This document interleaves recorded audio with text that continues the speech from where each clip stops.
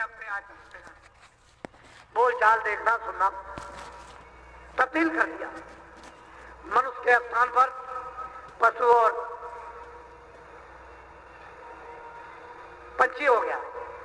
उस बुद्धि का प्रयोग होने लगा तो अब कुछ समझ आने लगे तो बदले।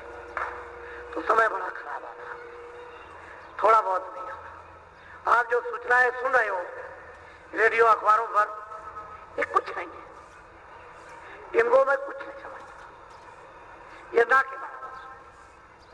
तो आगे आपको पता नहीं, तो आप क्यों नहीं मानते हो कोई चीज है जो आगे आने वाली है?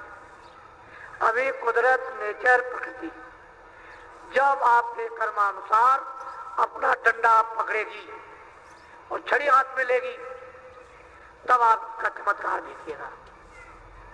तो ईश्वर है, आप नहीं समझते हो, ठीक है, मत समझिए आप, लेकिन तो नेचर है, प्रकृति है, उसका डंडा माया है, तो माया दिखाई तो देगी नहीं, लेकिन ऐसा डंडा पकड़ेगी, ऐसा खटीला चाबुक, उनकी मां बड़े बड़े नाचते, चिल्लाते, चिल्लाते, वो देखने को समय करता है। इसलिए उपाय है, आप ऐसा करो कि बचो, इधर चले जा रहे हो ठहर जाओ, जब कोई कह दे रुक जाओ, इधर मत जाओ, तो पूछो कि भाई किधर जाएं, चलेगा अच्छा इधर चल दो, तो इधर से इधर हो जाए, चलो इधर, तो असल में बचत हो गई। आप तो इधर जा रहे हो, उसने कहा ठहर जाओ रुक जाओ, इधर चलो, तो आप चल दिया, तो आपको लाभ हो जाएगा। लेकिन नहीं कहोगे नहीं हम इधर ही जाएंगे, तो जाओ, चले जाइए आप। इसलिए मैं कभी कभी सोचता हूं प्रयागराज में, अयोध्या में, मथुरा में, हरिद्वार में, द्वारका में, रामेश्वरम में लोग अगर जाएं और आपस में ये झगड़ा करें कि हमको पहले मुक्ति लेनी है, तो जो झगड़े के लिए लोग मुक्ति के लिए झगड़ा कर रहे हैं, तो कभी आप सोचोगे आपको क्या मिलेगा? अगर उनको मुक्ति मिल गई होती तो झगड़ा किस बात का? कहते आओ तुमको हम सबको मुक्ति देंगे, इधर आ जाओ, हमको मुक्ति मिली। ये लोग मुक्ति के लिए झगड़े हो रहे, मारकाट हो रही, और तुम ऐसे बावले और पागल हो, हम समझो कि कुछ नहीं समझ रहे, चले जा रहे, बात बहुत चिल्ला रहे तुम्हारे लाभ के लिए, हित के लिए, उनकी बात न सुनते, कुछ नहीं समझ रहे, तो आगे धोखा नहीं होगा तो क्या होगा? धोखा हो जाए। इसलिए सोच समझ के पग रखो, मनुष्य शरीर है, ये फिर मिलने वाला नहीं है, और इसके लिए केवल एक मात्र प्रेम, और वो महापुरुषों के पास, वो मिल जाएंगे तो आप पीने को मिलेगा, तभी वो परमात्मा का साक्षात्कार दर्शन दीदार होगा। तो कहा दर्शन किसको दीदार, झलक भी मिलने वाली नहीं। जब तुम्हारी आंख जुग जुग से बंद पड़ी है, पहाड़ों की तरह से गंदगी की चट्टानें लगी हैं, बदहोश पड़े हुए हो, कहां दर्शन दीदार? हवा में, चाहे वो मस्जिद पे चिल्लाओ, चाहे मंदिर पे चिल्लाओ, कहीं कुछ नहीं। अरे जिन किताबों में लिखा कि महात्माओं के पास जाओ, योगी ज्ञानियों के पास में जाओ, वो तो बेचारे चिल्लाते रहे। जब उनको मालूम हुआ कि किस भगवान अपने परम धाम को जा रहे, तो थोड़े कह लगे भगवान मैं आया हूं, हमने सुना है कि आप अपने परम धाम को जा रहे, कह लगे हाँ तो मैं जा रहा हूं।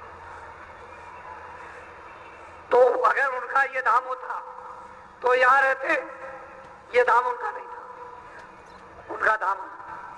तो कह लगे भगवान हमको भी ले चलिए, कि देखो वो तो हमने अभी तक कुछ नहीं कहा, मेरे धाम को ऐसे कोई नहीं जाता। फिर कैसे जाते हैं? कह लगे योग करो, योग के बल से अपनी आत्मा को जगाकर तब मेरे परम धाम हुआ।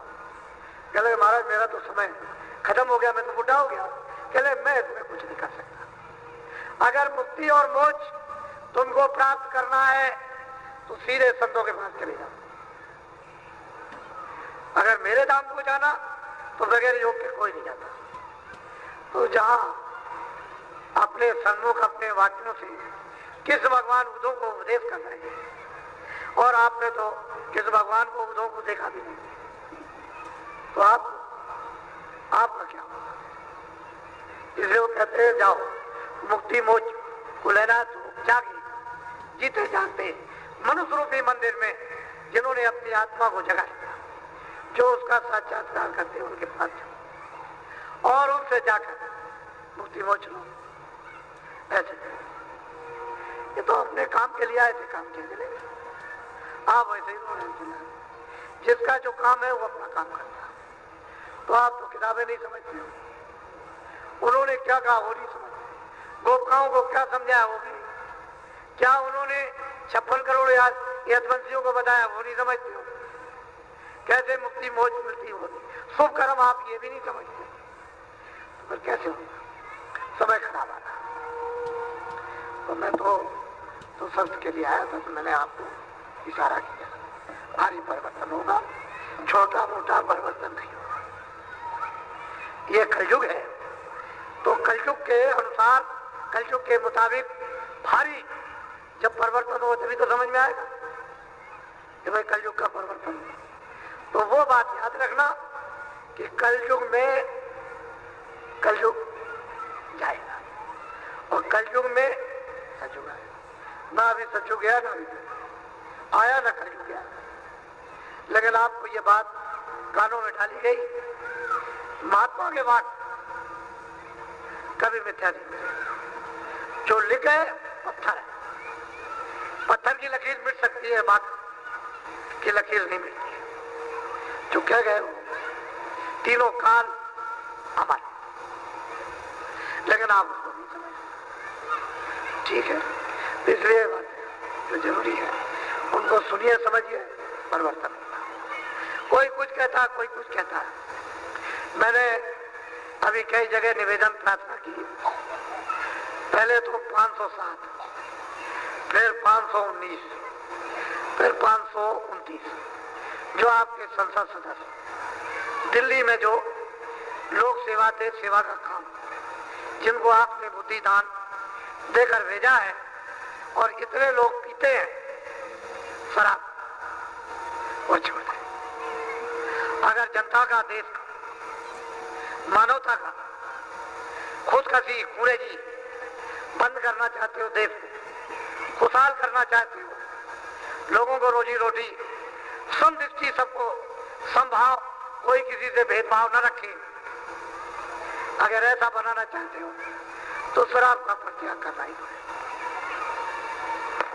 बगैर शराब छोड़े हुए देश का भला, समाज का, मानव का इस प्रजातंत्र में नहीं होगा। अभी बुरे दिन सब, क्योंकि सब इसके भागीदार हो, हिस्सेदार, सबने बंटवारा कर लिया कर्मों का, छीन झपट ली है और गठरी बांध के रख ली, तो सब हिस्सेदार।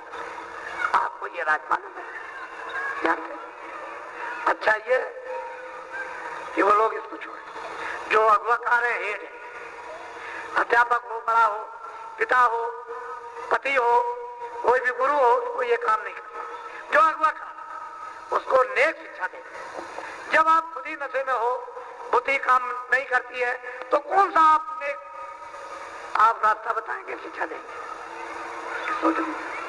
तो अच्छी बात है, मान लो ना यार, मत मान, क्या हम तो प्रार्थना नहीं करेंगे, हम कोई जोर जुलूम तो करते नहीं, हाथ ही जोड़ते, वहां भी हाथ जोड़ते हैं, जनता में भी सबको हाथ जोड़ते रहते हैं बराबर, कि भाई तुम्हारे हित के लिए, तुम्हारे कल्याण के लिए, भलाई के लिए, शारीरिक के लिए, तुम्हारी आत्मा के लिए, तुम्हारे बच्चों के लिए, तुम्हारे समाज के लिए, तुम्हारी जाति के लिए हम हाथ जोड़ते हैं, हिंदू मुसलमान सब नहीं मानो बात।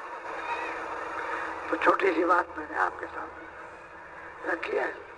फिर आप, मैं तो अभी कार्यक्रम बना के नहीं आया, मैं तो अहमदाबाद में जरूरी काम से आया था। मथुरा में 7 महीने से रुका हुआ, मैं इतना कभी रुकता नहीं था, लेकिन आश्रम पर 7 महीने, तो मैं आपका ही काम कर रहा था, आध्यात्मिक भौतिक काम में लगा हुआ था, इसलिए मैं बाहर नहीं निकल सका। तो मैं आया था, बड़ा लोगों ने चिल्लाया कि 1 घंटे के लिए बॉम्बे फिर उन्होंने चिल्लाया कि नहीं, 1 घंटे के लिए जलगांव। यह आवाज लगी कि जरा सा यहाँ चले आइए।